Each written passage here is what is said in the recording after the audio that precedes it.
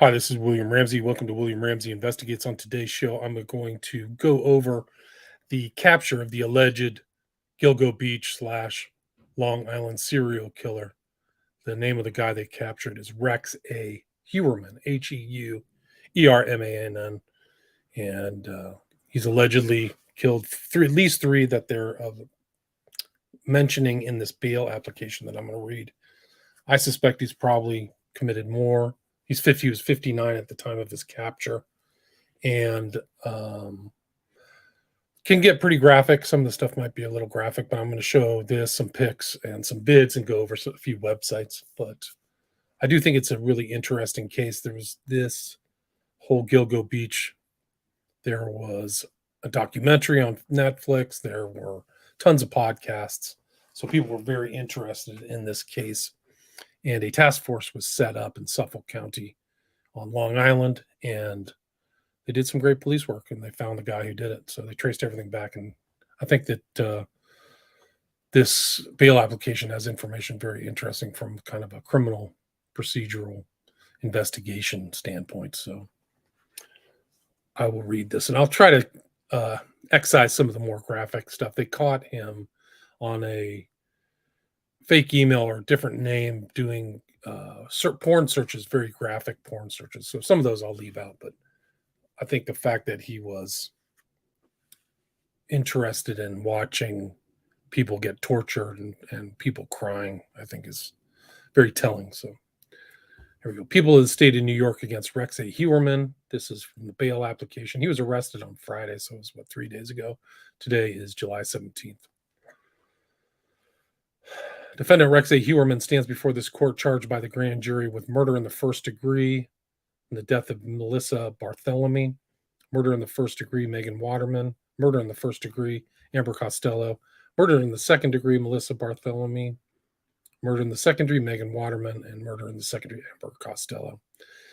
As described below, based on the serious, heinous nature of these serial murders, the planning and forethought that went into these crimes, the strength of the people's case, the length of incarceration the defendant faces upon conviction, the extended period of time that this defendant was able to avoid apprehension, his recent searches for sadistic materials, child pornography, images of the victims and their relatives, counter surveillance conducted online as to the criminal investigation, his use of fictitious names, burner email and cell phone accounts, and his access to and history of possessing firearms. The only means to ensure defendant Rex A. Heuermann's return to court is to remand him without bail. Discovery of the victims. On December 11th, 2010, police officer John Malia was conducting a training exercise with his canine partner Blue along Ocean Parkway in Gilgo Beach, Suffolk County, New York. During the course of the training exercise, Blue located a set of human remains.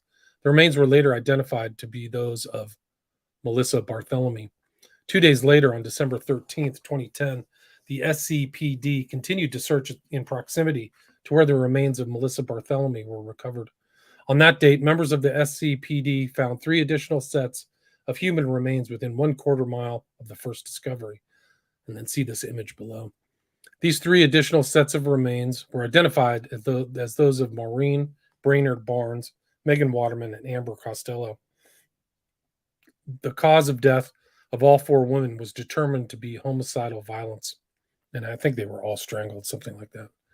But you can see this picture, and I'll show later on the map where these people were found. But this is kind of like a body farm. There were like 10 or 15 different bodies found in additional searches of this area out at Gilgo Beach. The investigations into these deaths were linked as, in addition to other factors, the victims each appeared to have been placed in close proximity to one another, 22 to 33 feet from the edge of the parkway. All were petite females, approximately 22 to 27 years old, believed to be working as sex workers. All had missing clothing and personal possessions. All had been killed by homicide. All had contact shortly before their disappearances with a person using a burner cell phone, i.e., cell phones without an associated verified identity. And the cell phones of 2 of the 4 victims, Brainerd, Barnes, and Barthelemy, were used by the killer after their deaths. In addition, each of the 4 victims were found similarly positioned, bound in a similar fashion by either belts or tape, and with 3 of the victims found wrapped in burlap type material. And then I'm going to read this kind of footnote. Although the defendant is not yet charged with any crimes as to the disappearance and murder of Miss Brainerd Barnes as set forth below, defendant Rex A. Heuermann is the prime suspect in her death in the investigation, which is continuing and expected to be resolved soon. Moreover, there is substantial evidence of defendant Heuermann's involvement in the disappearance and death of Miss Brainerd Barnes, which evidence closely fits the modus operandi of the defendant in relation to the deaths of the 3 other women, which supports the current charges. As such, this bail application contains descriptions of that evidence, which demonstrates the strength of the people's case as currently charged. Recent investigation. In January 2022, the Suffolk County District Attorney's Office assigned an experienced team of investigators, analysts, and prosecutors to work jointly with law enforcement partners from the Suffolk County Police Department, New York State Police, Suffolk County Sheriff's Office, and Federal Bureau of Investigation, FBI. A comprehensive review of every item of evidence and information in this investigation was undertaken by the team. On March 14, 2022, approximately 2 months into the renewed joint investigation, this comprehensive review led to the discovery of a first-generation Chevrolet Avalanche that was registered to defendant Rex A. Heuermann at the time of these murders. As described below, this was significant because a witness to the disappearance of Amber Costello identified a first-generation Chevrolet Avalanche as the vehicle believed to have been driven by her killer. This discovery led to a comprehensive investigation of defendant Heuermann, which consisted of over 300 subpoenas, search warrants, and other legal processes to obtain evidence.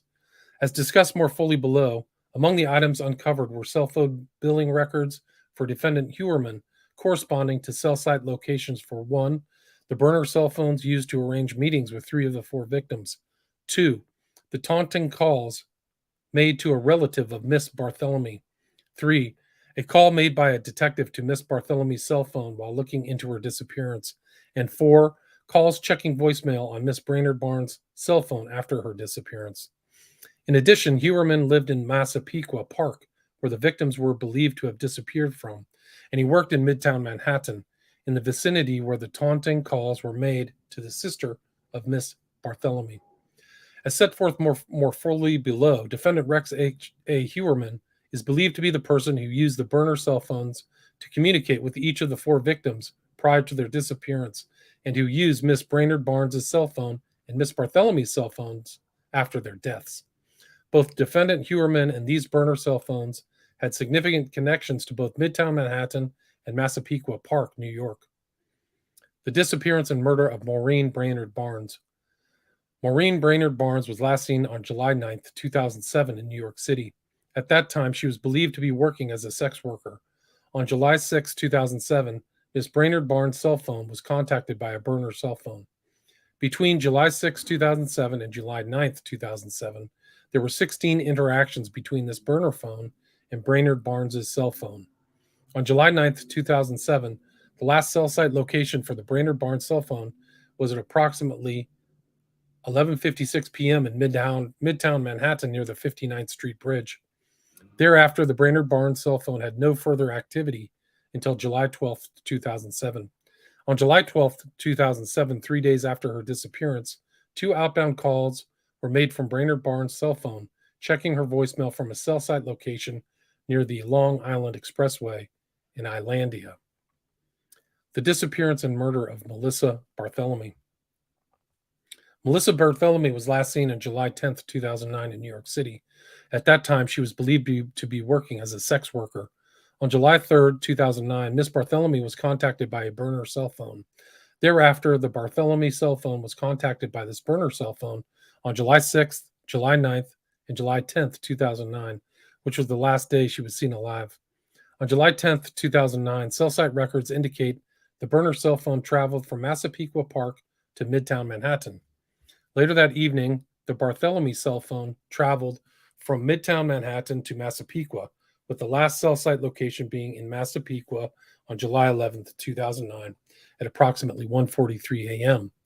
On July 11, 2009, Miss Bartholomew's cell phone was used to make an outbound call checking her voicemail from a site location in Freeport.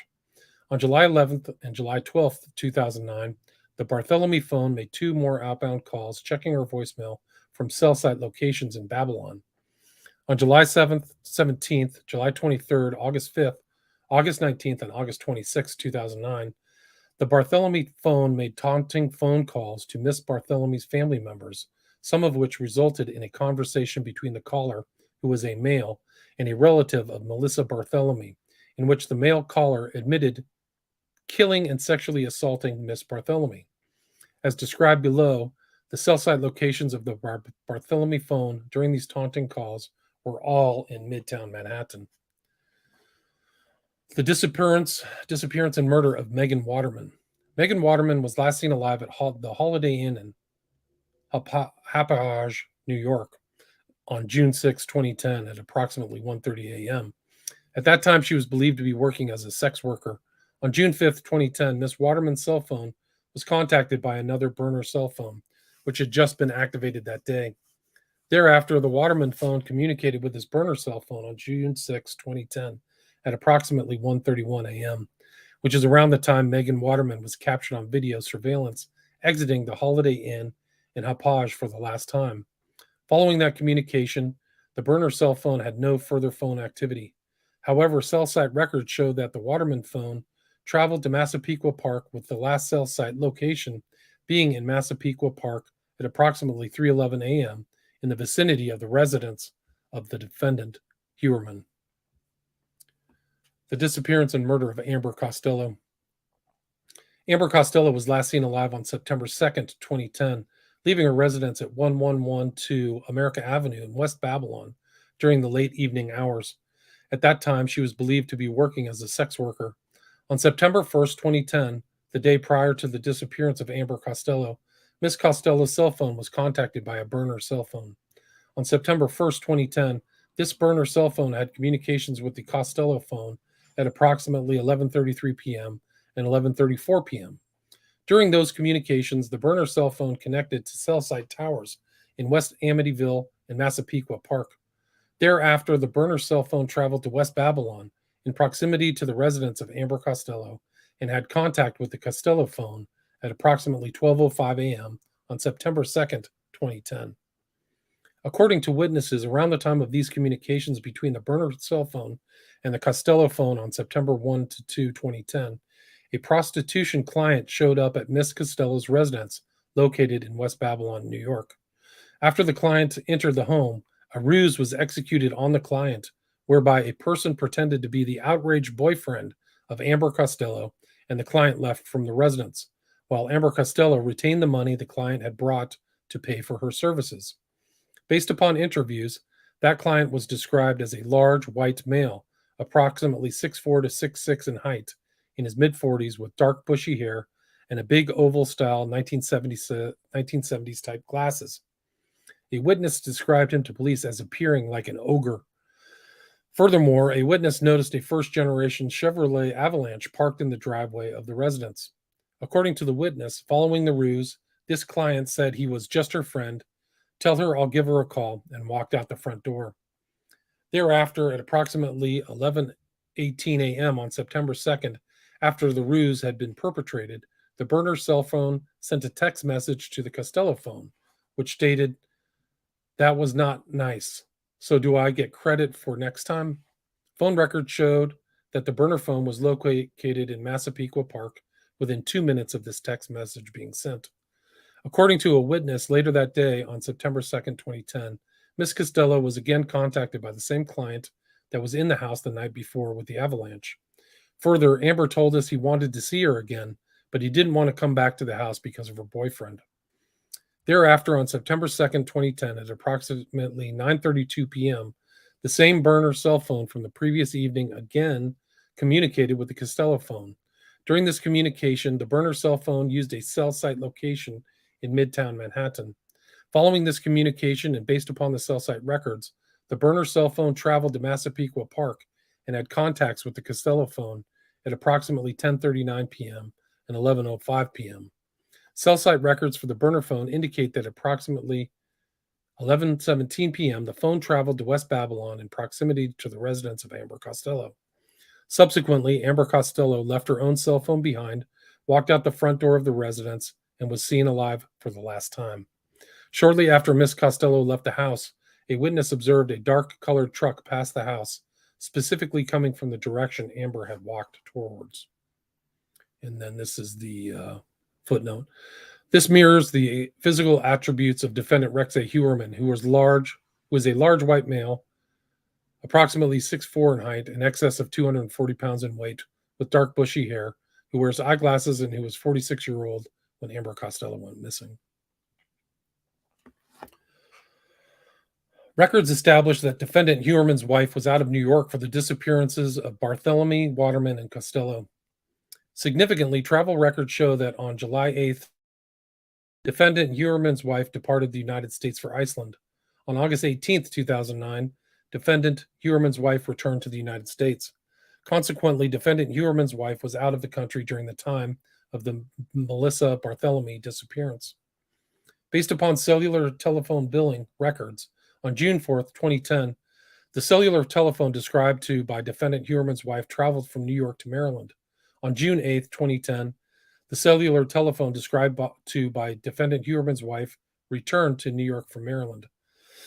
Consequently, based upon cellular telephone records, the cellular telephone described to by defendant Heuermann's wife was out of New York State during the time of Megan Waterman's disappearance. Based upon cellular telephone billing records, on August 28, 2010, the cellular telephone described to by defendant Heuermann's wife traveled from New York to New Jersey. On September 5th, 2010, the cellular telephone subscribed to by his wife returned to New York from New Jersey. Consequently, the cellular telephone subscribed to by defendant Heuermann's wife was out of New York State during the time of Amber Costello's disappearance. Cellular billing records for the cell phone of Rex A. Heuermann. During the times of the disappearances and murders of the victims, defendant Heuermann owned an architectural business located in Midtown Manhattan, and this business was the named subscriber of Heuermann's cell phone, which was active during the times of the victims' disappearances and subscribed to Heuermann's home address in Massapequa Park. Although cell site records from that time period no longer existed, investigators obtained cellular billing records which showed general location information for Heuermann's cell phone. A review of these records, as well as Heuermann's American Express records, showed numerous instances where Heuermann was located in the same general locations as the burner cell phones used to contact victims of Barthélemy, Waterman, and Costello, as well as the use of Brainerd Barnes and Barthélemy's cell phones when they were used to check voicemail and make taunting phone calls after the women disappeared. Significantly, investigators could find no instance where Heuermann was in a separate location from these other cell phones when such a communication event occurred. For example, on July 10th, 2009, the last day of Melissa Barthélemy was seen alive, both the burner phone and defendant Heuermann's phone were in the area of Massapequa and traveled together towards New York City. Thereafter, both Miss Barthélemy's phone and Heuermann's phone traveled eastbound towards Massapequa. On July 14th, 2009, at approximately 7:15 p.m., cell site records indicate a burner phone used to contact Miss Barthélemy prior to her disappearance had activity in Manhattan. On the same date, between approximately 6:58 and 7:22 p.m., billing records from Heuermann's cell phone also showed call locations in New York City. Following Miss Barthélemy's disappearance on July 17, 2009, at approximately 12:40 p.m., a male caller used the Barthélemy phone to contact Miss Barthélemy's family. The Barthélemy phone was located in New York City at this time, specifically attached to a cellular tower located at Fort Penn Plaza, which is approximately a half a mile from Heuermann's then office space, which at the time was located at 19 West 36th Street, New York, New York. On this same date at approximately 1:45 p.m., billing records from Heuermann's phone also show a call location in New York City. So he's using these burner phones and other phones and his phone close to where he was working in downtown Manhattan. So I think that's pretty telling. And there's like little pictures of this in the bail application. On July 22nd, 2009, at 6:51 p.m., cell site records indicate a burner cell phone had activity in New York City, specifically attached to a cellular tower located at 19 West 34th Street, which is approximately 1.16 miles from defendant Heuermann's then office space, which at the time was located at 19 West 36th Street, New York, New York. On this same date, at approximately 5:12 p.m., billing records from Heuermann's cell phone listed a call located in New York City. On July 23, 2009, at approximately 1:39 p.m., cell site records indicate that the burner cell phone had activity in New York City, specifically attached to a cellular tower located at 19 West 34th Street, which is approximately 0.16 miles from Heuermann's then office space. On that same date, at approximately 12:48 p.m., billing records from Heuermann's cell phone listed a call located in New York City. So he was using a burner phone and then using his regular phone at the same location or close to it. They were being used close to that location. On July 23, 2009, at approximately 6:42 p.m., a male caller used the Bartholomew phone to contact her family. The Bartholomew phone was located in New York City at this time, specifically attached to a cellular tower located at 275 West 39th Street, which is approximately 872 feet from Heuermann's then office space. On July 23, 2009, between approximately 8:30 and 9:30, the burner cell phone had activity in New York City. Later on this same date, at approximately 11 p.m., billing records from Heuermann's cell phone listed a call located in Jamaica, Queens. On August 5th, 2009, between approximately 6:50 and 7:11, a male caller used the Bartholomew phone to contact Miss Bartholomew's family. During said time period, the Bartholomew phone utilized the following cellular phone towers in New York City, which are 2,200 to 3,200 feet from Heuermann's then office space. On this same date, during a similar time frame, between approximately 6:45 and 7:05, Heuermann's cell phone listed billing locations in New York City. So it places the phone and Heuermann kind of at the same spot. On August 10th, 2009, based upon subpoenaed travel documents, Heuermann departed for Iceland, and all phone activity for the Bartholomew phone stopped. On August 18th, 2009, Heuermann returned from Iceland, and phone activity for the Bartholomew phone resumed the next day. On August 19th, 2009, at approximately 7:23, a male caller used the Bartholomew phone to contact Miss Bartholomew's family. Cell site records indicate that the Bartholomew phone was located in New York City at this time, specifically attached to a cellular tower located at 249 West 36th Street, which is approximately half a mile from Heuermann's then office space.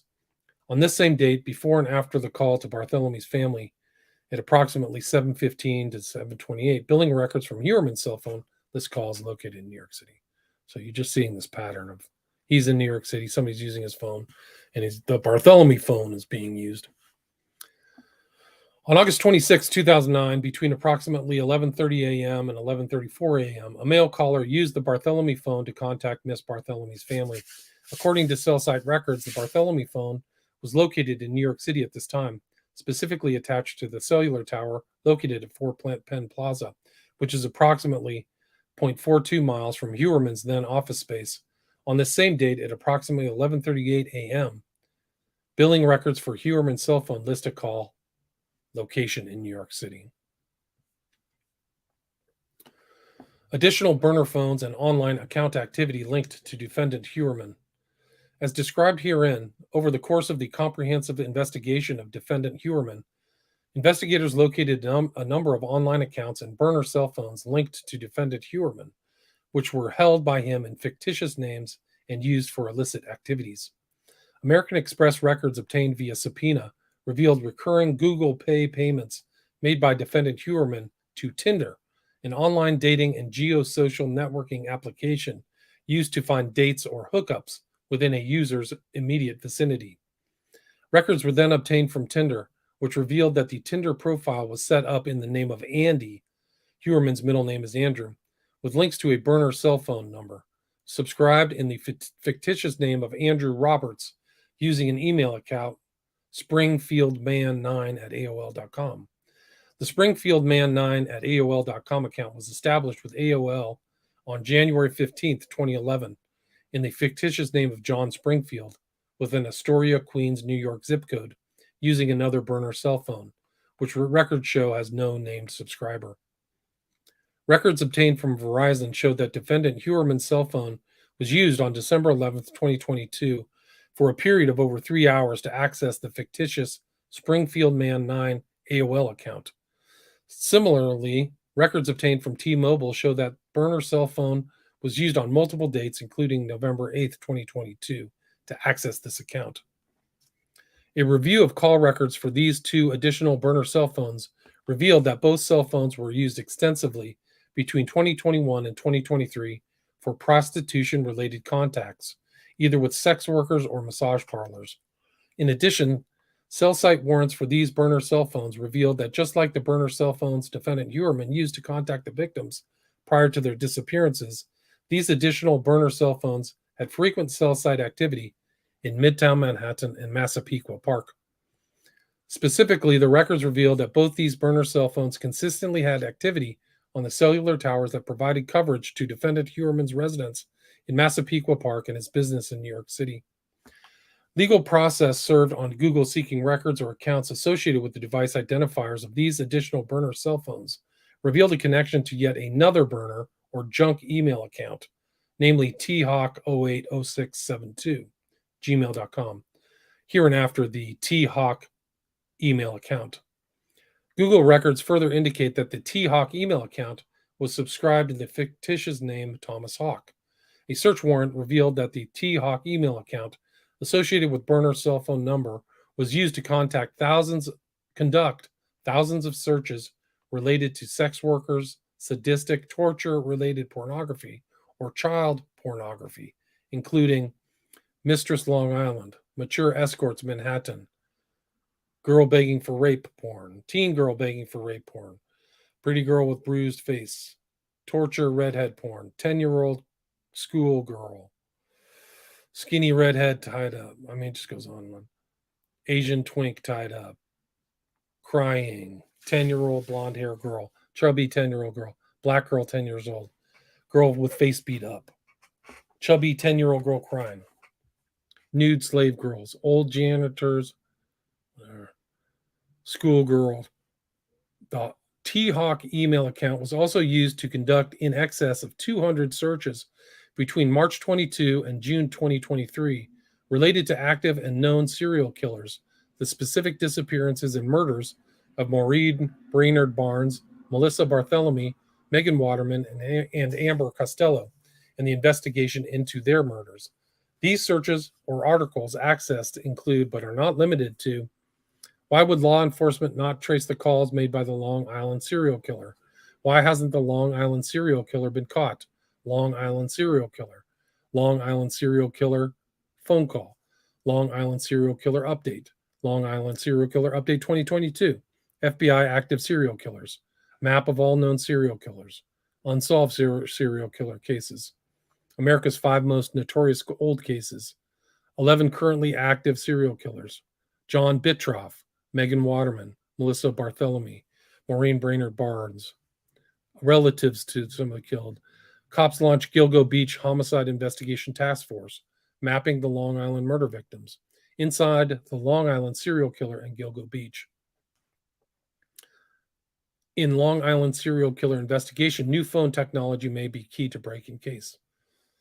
The T-Hawk email account was also used to search for a number of podcasts and or documentaries regarding this investigation, as well as repeatedly viewing hundreds of images depicting murdered victims and members of their immediate families.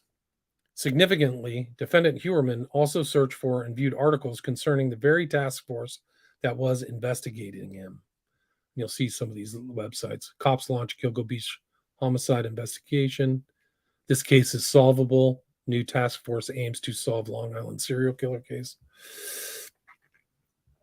A search warrant conducted on the fictitious Springfield Man 9 AOL account further revealed selfie photographs that appeared to have been taken by defendant Rex Heuermann of himself and sent to other persons to solicit and arrange for sexual activity, further linking Heuermann to the fictitious email account and burner cell phone number used to establish the account. Defendant Rex A. Heuermann was further linked to the burner cell phone because on May 19th, 2023, defendant Heuermann was observed by law enforcement via video and field surveillance at a cell phone store in Midtown Manhattan and purchased additional minutes, which were added to this burner cell phone. There's pictures of him going into the T-Mobile office. Analysis of the Springfield Man 9 AOL account also led to the discovery of another email account, Hunter1903A3, herein after the Hunter1903A3 Google account, used on February 14th, 2021, to send an image of a prostitute from upstate New York between two of Heuermann's secret email accounts. Further investigation revealed that the Hunter1903A3 Google account was created on February 14th, 2021, using a burner cell phone number as the user's phone number and SMS recovery number, and subscribed to the fictitious name Andy Roberts. The same fake name linked to the target Tinder profile and burner cell phone number, as well as the same alias utilized by defendant Heuermann in communications with numerous potential sex partners responding to his advertisements for sex, and the fictitious birthday of August 6, 1972, which corresponds to the digital ending of the burner account thawk060080672 at gmail.com. In addition to Google provided IP address information for the user's acceptance of the terms of service, which revealed that the terms of service were accepted February 14th, 2021 from a specific IP address. Significantly, records were obtained from Altus doing business as Optimum, which is an internet services provider, indicating the IP address at defendant Heuermann's home address was also this IP address. Wow. Moreover, based upon SCPD records for the official website gilgonews.com, a website maintained by the SCPD to disperse news pertaining to this investigation, defendant Heuermann's home IP address was used on May 23rd, 2020 and July 3rd, 2020 to access the official news concerning this investigation. Records obtained from JetBlue also showed that the same IP address was also utilized to book flights for defendant Heuermann and his wife in 2018. When analyzing the usage of all devices and accounts used by defendant Heuermann, there appears to be a clear pattern wherein Heuermann used burner phones and burner junk email addresses to 1. Contact sex workers and sex partners to conduct extensive searches related to sex and prostitution, violent, sadistic, and child pornography, and 3. Seek online information about the authorities investigating his crimes. These burner cell phones and email accounts with fictitious identities were used in an effort to conceal Heuermann's true identity, conceal his criminal activity, unlawfully proposition sex workers, and attempt to monitor the investigation of his crimes. DNA analysis of hairs recovered from the examination of the victims' bodies. During the course of this investigation, each of the 4 victims' bodies were examined by a forensic scientist with the Suffolk County Crime Laboratory, which revealed as follows. Maureen Brainerd Barnes. Miss Brainerd Barnes had been left restrained by 3 leather belts, one of which was utilized to tie Barnes's feet, ankle, legs together. During the examination of the belts, a female human hair was recovered from the buckle of one of the belts by the Suffolk County Crime Lab. On or about December 18th, 2010, the Suffolk County Laboratory this hair was able to determine that it was corresponded to a Caucasian head hair fragment. Although this hair was not suitable for nuclear DNA profiling at that time, it was subsequently submitted for further DNA analysis. Megan Waterman. Megan Waterman had been bound by clear or white duct tape. During the course of the examination of Miss Waterman's body, 2 female human hairs were recovered, one from outside the head area and another from the tape of the head area. Both hairs were recovered in the vicinity of Miss Waterman's head. Examination by the Suffolk County Laboratory indicated that the 2 hairs on Waterman exhibited European Caucasian characteristics, but were unsuitable for further DNA testing at that time. The 2 female hairs on Waterman were subsequently submitted to further DNA analysis. Amber Costello. An examination of the body of Miss Amber Costello revealed she appeared to have been bound by 3 pieces of clear or white duct tape. During the course of the examination of Miss Costello's body, a female human hair was recovered, specifically on a piece of tape, inside of the burlap wrapping in the vicinity of Miss Costello's head. A subsequent examination of the female hair on Costello led to the determination that it had Caucasian European characteristics. However, it was unsuitable for further DNA testing at that time by the Suffolk County Crime Laboratory. It was subsequently submitted for further DNA analysis. Forensic Laboratory Number 1. As noted above, the female hair on Bards, the two female hairs on Waterman, and female hair on Costello were all sent to outside forensics laboratory. Forensic Laboratory Number 1 applies DNA techniques and direct genome sequencing in difficult-to-solve forensic casework and identification of human remains. In or about July 2022, Forensic Laboratory Number 1 was able to determine that each of the aforementioned female hairs recovered on the three victims each belonged to a female individual in mitochondrial haplogroup K1C2, and that this female was not any of the victims. On or about July 21st, 2022, an undercover SCPD detective recovered 11 bottles from a trash receptacle that had been left out for collection in front of the residence of defendant Rex A. Heuermann. So they started investigating him a year ago. Wow. The Suffolk County Crime Laboratory took swabs of said bottles, which were subsequently sent to Forensic Laboratory Number 1 for DNA profiling. Based on these new submissions, on or about February 24th, 2023, Forensic Laboratory Number 1 was able to conclude that one of the DNA profiles generated from the aforementioned bottles taken from defendant Heuermann's residence indicated a female individual belonging to mitochondrial haplogroup K1C2, which is the same mitochondrial haplogroup as the female hairs recovered from the three victims. This profile was then compared against the previously tested female hair sample recovered on the remains of Miss Megan Waterman, which indicated that the two belonged to the same individual or somebody closely related. Based upon the investigation and the evidence recovered to date, the female is believed to be the wife of defendant Heuermann. Forensic Laboratory 2. On or about March 23rd, 2023, the Suffolk County Crime Laboratory requested Forensic Laboratory Number 2, a lab specializing in forensic mitochondrial analysis, to conduct additional independent analysis. On or about June 12th, 2023, Forensic Laboratory Number 2 issued a report concluding that the DNA sample from the female recovered from the bottles outside the residence of defendant Heuermann, i.e. Heuermann's wife, and the female hair on Costello indicated that the mitochondrial DNA profiles are the same at all compared positions, common to and between samples, specifically at a rate that would, as per the EMPOP database, exclude 99.98% of the North American population from the female hair on Costello. EMPOP is shorthand for the European DNA Profile Group Mitochondrial DNA Population Database, which is a web-based collection of human mitochondrial sequence data from various populations worldwide. The North American database includes 12,386 sequences of North American forensic significance. This statistical analysis incorporates a 95% confidence level, or margin of error, as the North American database does not include every single DNA sequence of North American forensic significance, which would require the typing of every individual in the population.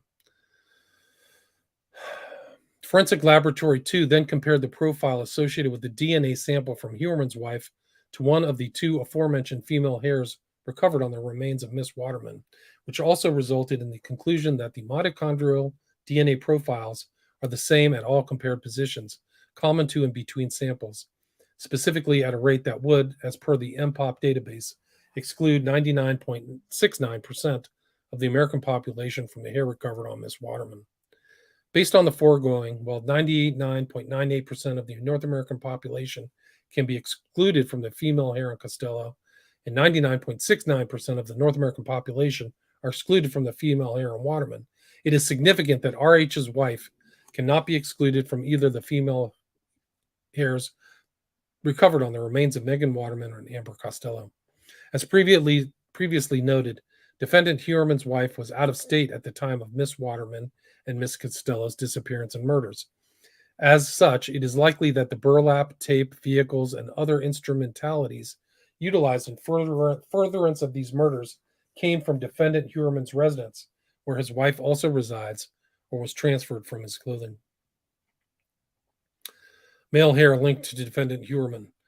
During the initial examination of Miss Waterman's skeletal remains and the burlap materials, the Suffolk County Crime Laboratory was also able to recover a male hair from the bottom of the burlap used to wrap Miss Waterman by her killer. An initial examination of said hair revealed Caucasian European characteristics.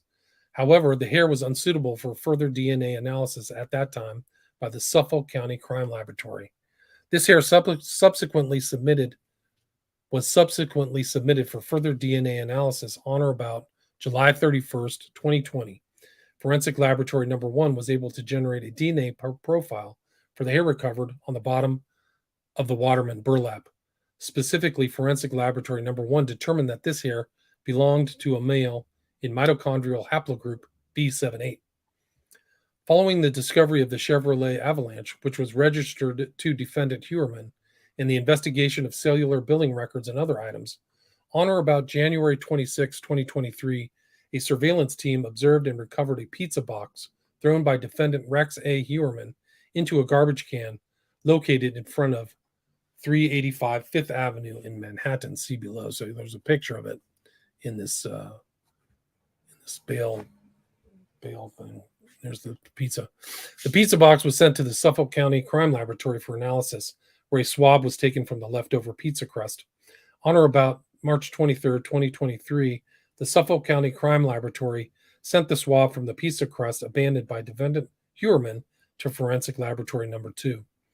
On or about April 28, 2023, a detective hand-delivered from Forensic Laboratory Number 1 a portion of male hair on Waterman to Forensic Laboratory Number 2 for testing.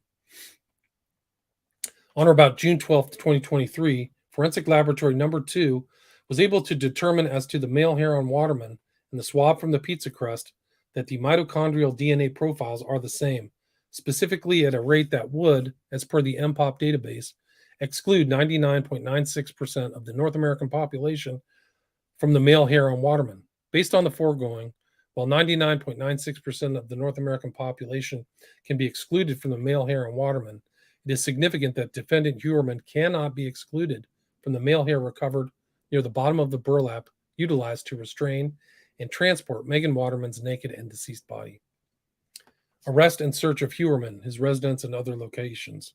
On or about the evening of July 13, 2023, defendant Rex A. Heuermann was arrested by Suffolk County police officers. And I actually have a videotape of that. It's pretty interesting. I'll show it. Searches of his residence as well as other locations are currently ongoing. At the time of his arrest, defendant Heuermann had on his person the burner cell phone number, which was linked to the T-Hawk email account used to conduct the online searches described above. Penalties. If convicted on the current charges, defendant Rex A. Heuermann faces multiple sentences of life without parole. Remand without bail is appropriate. Based on the serious, heinous nature of these offenses, the strength of the people's case, the life incarceration the defendant faces upon conviction, the extreme measures this defendant took to attempt to avoid apprehension for an extended period of time, the recent sadistic and child pornography searches, use of fictitious names, email, and cell phone burner accounts, online counter surveillance, and his access to and history of possessing firearms, the people believe that the only means to ensure the defendant's return to court is to remand the defendant without bail. This was dated July 14th, 2023.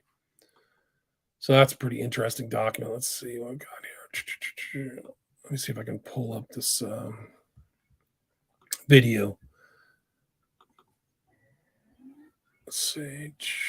This is interesting. This is kind of like a recent chat that somebody had with him at his office, and just some other videos. Let me see if I can get this to play.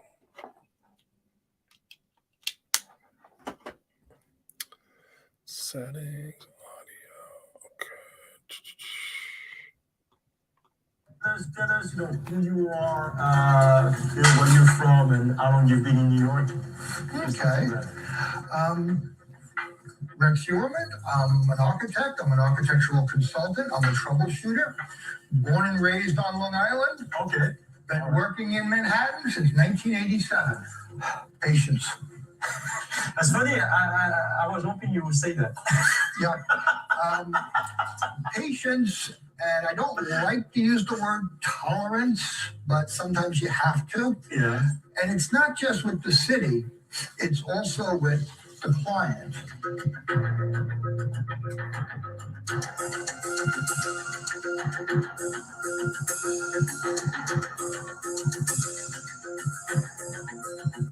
He's a big guy, 6'4", 6'6".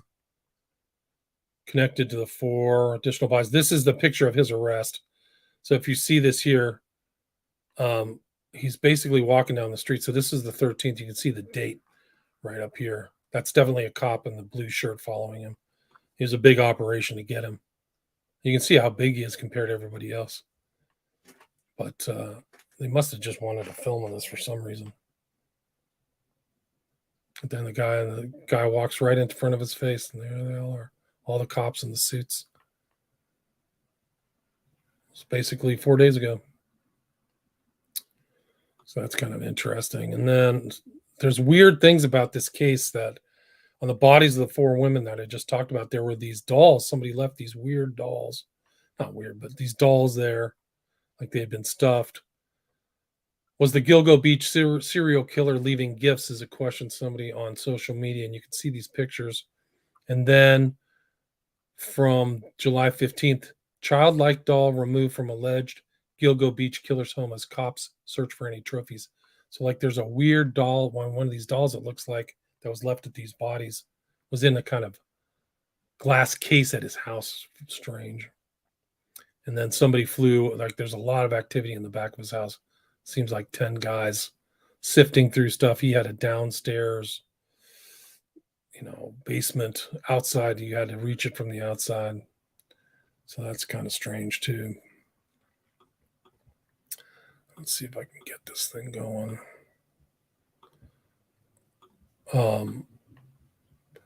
The other thing, it's just like I'll just show a few pictures here. Nothing much, but I mean, that's pretty much it. I think that the bail hearing was pretty interesting. Let me see if I can get this up. But this is kind of an idea of the serial killer, the locations and stuff on the map. You can see how many bodies there were. It wasn't just the 4 mentioned in this. So I think that's important. There's that case, the child side case, but here's the people who died. Like they mentioned, Costello, Bartholomew, Brainerd Barnes, and Waterman. There are also people who are found: Shannon Gilbert, Jessica Taylor, Valerie Mack, Jane Doe, one person named Peaches, a toddler. So it seems like there were other people involved. There was other killers too around. There was another guy named John Bittrolf who got busted on Long Island for killing 2 people. And it was like a weird fact about it. It's like one of his victims' sisters knew Bartholomew. Like it's a further link between Bill Troff and the Long Island serial killer case, that's Lisk, or now it's Heuermann, has been established. The adult daughter of Bill Troff victim Rita Tangretti was reportedly best friends with Melissa Bartholomew. So it's so crazy. Like 2 different serial killers killed 2 friends. And this is a picture. I don't know where this picture came from, but I think it shows like the garbage can where they got the pizza that he was eating, and he's even on the street. I think it's 5th Avenue too. I think it's kind of nice. They're searching his storage unit, so that's taking place. His wife is in Iceland, so he was up when his wife left town. He was on the prowl. It seems like his wife is his second wife. And then there's this girl who had a conversation with him. He said like he creeped her out. Interior designer Dominique says accused Gilgo Beach serial killer Rex Heuermann talked to her about the slangs months ago. And then lots of gun. He had 92 legal permits. Pretty incredible. New York PD will use DNA obtained off pizza crust to possibly link Gilgo Beach suspect to cold cases. Yeah, so there might be other victims. Find out. This is the mom of one of the victims, Shannon Gilbert.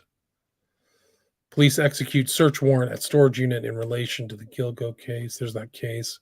Somebody wrote on social media, I worked with man over 10 years. I'm shaking. I hated him. I'm a young female. He always scared me. He was awful. He was a hunter who also went to Africa and killed animals. And there's all kinds of weird stuff that went on around there. Like there was other investigations. There was another guy, police chief, accusations that he's tied to the Gilgo Beach serial killings. Like the police chief was corrupt. His name was Burke, but just really weird stuff. Heuermann was planning to retire on secluded South Carolina property. That's where his brother lived.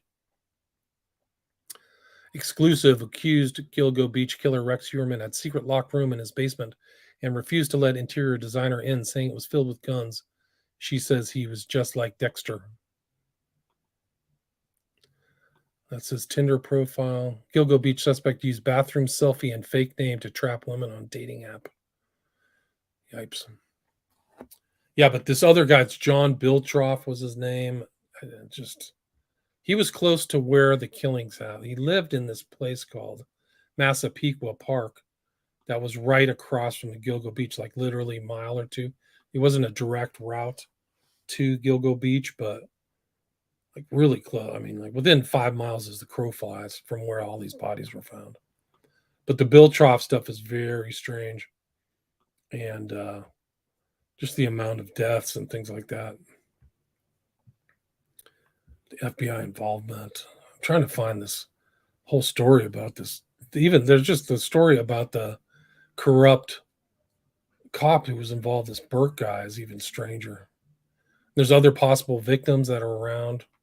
There's other names that are there that may not, that weren't buried there, but could be doing. Yeah, James Burke. Former Suffolk County Police Chief James Burke was reported to have blocked an FBI probe into the Gilgo Beach case during his time as police chief. In November 2016, Burke was sentenced to 48 months in federal prison for assault and conspiracy. Burke violently assaulted a man in custody who had stolen a duffel bag from his police vehicle. The duffel bag contained sex toys, pornography, and Viagra. Burke pleaded guilty in February 2016 to charges of a civil rights violation and conspiracy to obstruct justice. Thomas Spoda, then district attorney in Suffolk County, was convicted in December 2019 of conspiracy to cover up Burke's violent assault. Christopher McPartland, who had been Suffolk County's anti-corruption prosecutor, was also involved in the conspiracy. So the anti-corruption prosecutor was involved in the conspiracy. And then it just goes on. December 2016, an attorney for Shannon Gilbert, not mentioned in this case, family reported that an escort had stated that she suspected that Burke might be connected to the Gilgo Beach cases. The escort, who identifies herself as Leanne, stated that at one party she'd attended in April 2011, right around the time of the deaths, in Oak Beach, she had seen Burke drag a woman of Asian appearance by the hair to the ground. Leanne said that when she saw Burke at a later party in August 2011, she decided to engage in sexual activity with him. She described an experience in which Burke violently yanked her head to the point of tears. Just really strange stuff. Joel Rifkin, he was a notorious serial killer in Long Island, excuse me. But yeah, so strange case. There'll probably be a lot of stuff that'll come out, but this guy, Rex Heuermann, is the alleged Gilgo Beach killer, and I suspect we'll see a lot more information come out. Thanks for listening.